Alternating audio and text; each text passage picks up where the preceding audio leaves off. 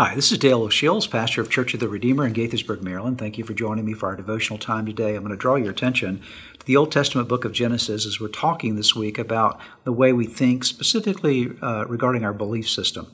In Genesis chapter 3, we're going to look at a few verses. I'm going to start in verse number 1. I'll read down just for ways, and let's see how the serpent, how Satan works in our lives. And the real principle I want to give you today is that wrong beliefs or wrong thinking represent the primary way that Satan will bind up your life and destroy your life. That Satan, if he can get into your mind and build a stronghold of thinking there in a negative or ungodly way, he has a grip on your life that can be destructive to you. Listen to the story, Genesis 3, beginning in verse 1.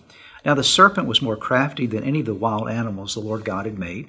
He said to the woman, "Did God really say, 'You must not eat from the tree, from any tree in the garden'?"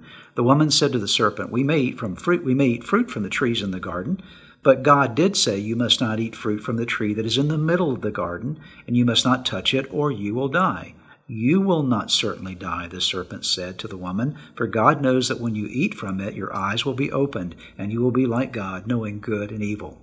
What I really want you to see from this story is the recognition, the reality of how Satan went about the process of temptation with Eve, and then ultimately with Adam as well, through the succumbing to the temptation with Eve, and then the passing on of that to Adam.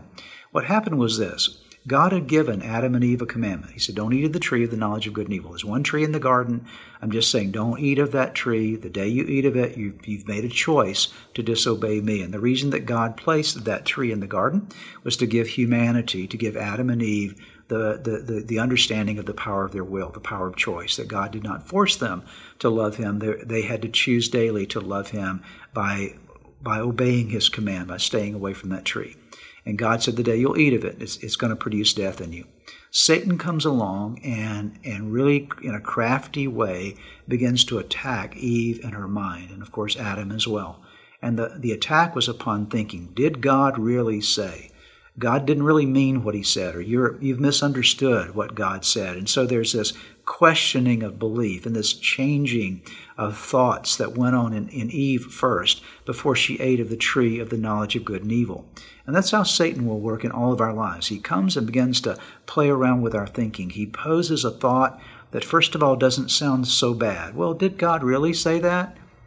Maybe you're misunderstanding what God said, and then before long you've taken it to the next step and you're discounting what God said, and then your discounting comes to the point of disobedience in your life. There's this progression that transpires.